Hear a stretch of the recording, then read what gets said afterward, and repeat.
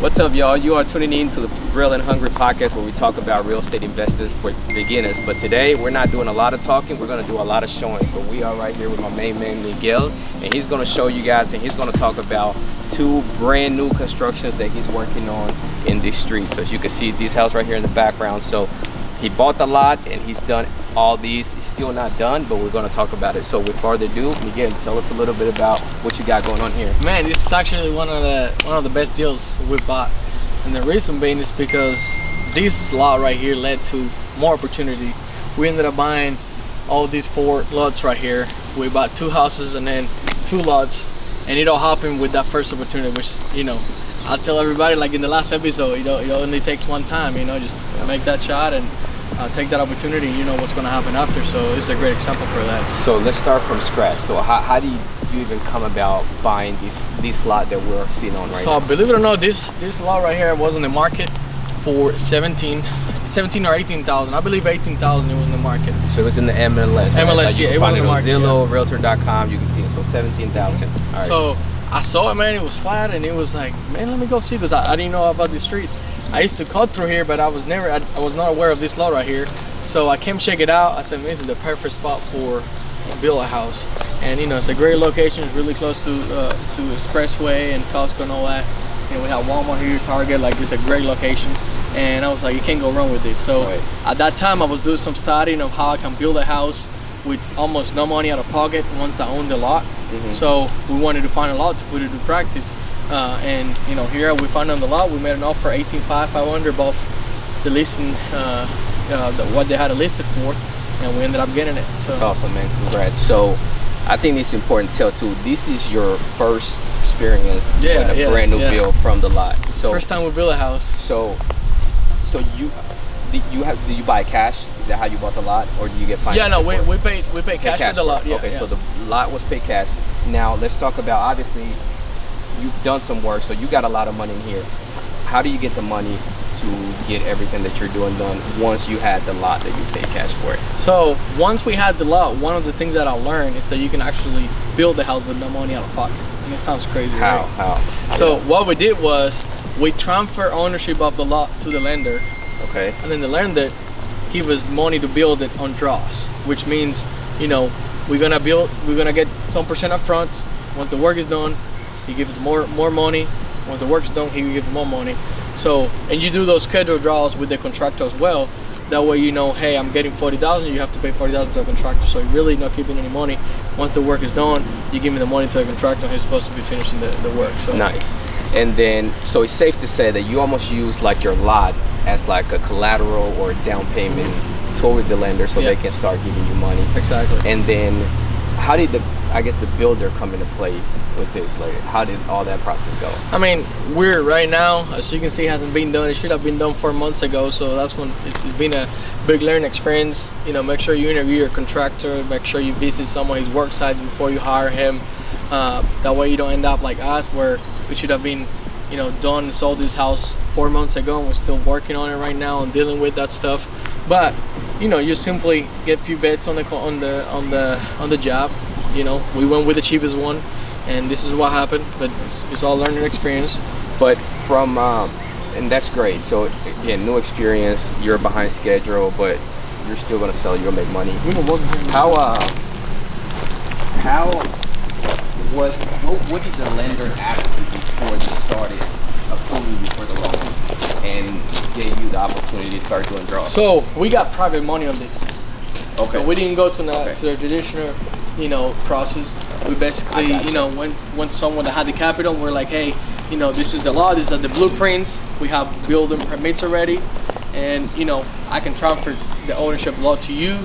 So he technically owns it until, you know, I'll pay him out. Gotcha. And then that way there's less risk on his side, and you know, I'm putting no money out of pocket. So basically, I only have invested on this house 18,500, which is what the lot cost me. So it's a little bit different. You didn't go to a Chase or to a Republic Bank or to a mortgage broker. Which you like can. Yourself. It's just, you know, the process is different.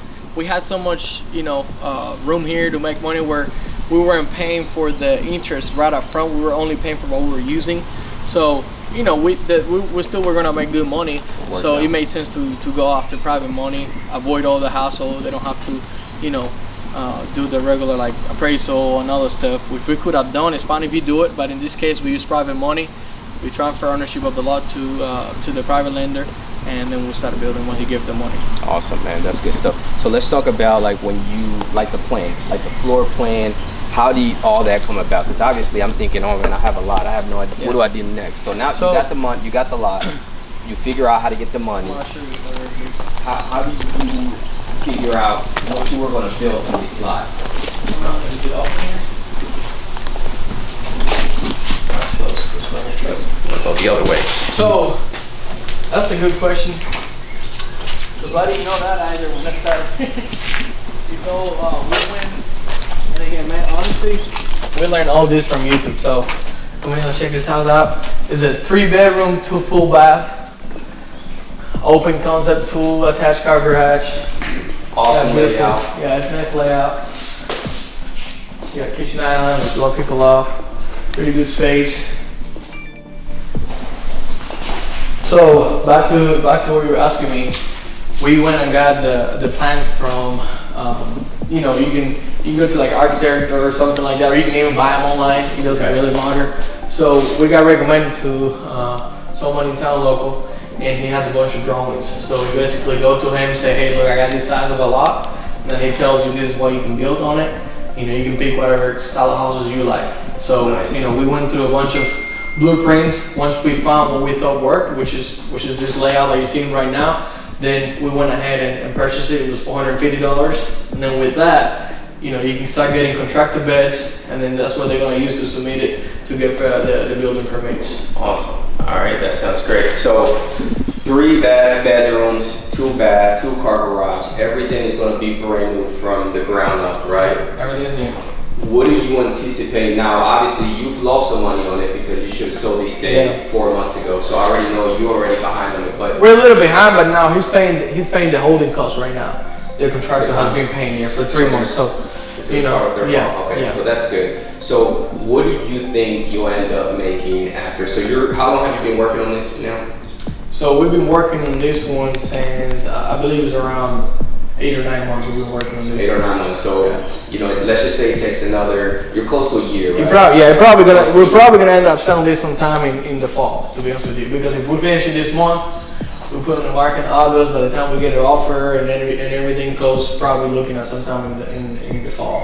When you first bought the lot and had the floor plan and kind of got an idea for bids and all that, what were you and your partner anticipating on profit after you sell it? We anticipated to make around $50,000 to $60,000. Okay. Is that are you still on pace to make that money? Yeah, we should make around $50,000. That's good. Yeah. So that's good, man. That's awesome. And you know, the beauty of it is you only have 18,500. So I mean, if you tell me where I can put 18.5 and get 50, I'll do it all day long without basically. But that's not all you got. You got a lot. Well, you got that. We're talking just the money wise, but no, yeah, there's a lot of sweat and a little bit of a stress and headaches with it. Yeah. It's not just, hey, I got 18.5 and I get 50. But from a capital standpoint. Yeah, from a capital standpoint. Yeah. Okay. And then just hard work. And you know, there's somebody behind the scenes who's making 12% on you know, really passive because they haven't had any other headaches. We've been paying on his money since we started building. Which is the guy who's funding you. Yeah, the private life. So you know, you can also be one of those if you don't want to deal with headaches and all that. And you know, we'll talk about that on the 3rd or 4th episode, I believe. So go check that video out if you can. Please subscribe if you're liking this video. Give us a thumbs up and hit that little bell in there so you can get alerts to when we post a new video. We're trying to do one every Friday. We've been pretty consistent for the last 2 videos. We got Don behind the camera, so shout out to him and thanks for helping us out and putting all this together. So please subscribe. Like it. That's it. So any other question, man? I mean, one thing that I want to mention is, you know, when you're doing any kind of work, we learned this with this project. You should have a deadline under contract with the contractor and what's going to happen if he doesn't do it by that day. So in this case, we ended up renegotiating and he started paying the interest payment. But you know, you could be like, hey, I'm gonna start taking $100 over every time, you know, you pass this day, or if you don't pass the day. Yeah, or if you don't finish by this deadline, our contracts, you know, expire, I can hire somebody else, you know, all the stuff that way you cover your backs and You know, there's no reason why this should have taken this long. I mean, this is not a huge house. It's on a slab. It should have taken about only 6 months to finish them with less. So. Yeah, I just got one more question and we'll end up to leave. So hopefully this was helpful because we want to show you again, when we started these, we're learning, right? This is brand new, this is your brand new build, and we don't want to hold back. So we want to be very honest with what we're putting out there. So knowing what you know now, right?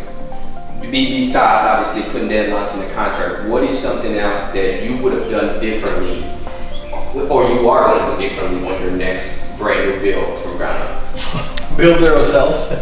Yeah. So we already got a lot, and we're putting all the estimates together to build to get the funding to build one. But you know, if you don't want to be a builder, you don't want to through the headache like we're doing. What I could be done differently is really make sure that who you're hiring as your contractor is who he said he is. I was lied to. Basically, I don't think this guy has the experience, but at the end of the day, it's my fault because I hired him. Yeah. So make sure you go back and check some of his work, check some of his works that he's doing at the moment. Because if I go to a contractor site and I see all this right here that I'm seeing, trash everywhere, not organized, nothing's being done consistency. There's still small stuff left behind that he's gonna have to come back and finish. All that, I wouldn't have hired him. So make sure that you do your homework with who you hire as your contractor, because that's really important. I mean, you're gonna depend on this guy for the next 6 months of him doing what he said he was gonna do. And things happen, things come across, but at the end of the day, you want to make sure that he's somebody that could go through the fire if there's some fire in the way. So that's my biggest advice, man, because that's if you have a good contractor, you can get a lot more done faster. And in this business we own, time is money. So time is money. Yep, that's great, man. So hopefully you guys like this episode where we're just now in the trenches showing you what we got going on, and this is like right now happening. So this is in the moment, we're doing it, he's working on it, and then we're going to do another video on another house that it's not a brand new build, but it's a completely rehab that we're going to do, and then we're going to turn around and do it. So we'll talk about that one soon. All right, subscribe, man. Thank you.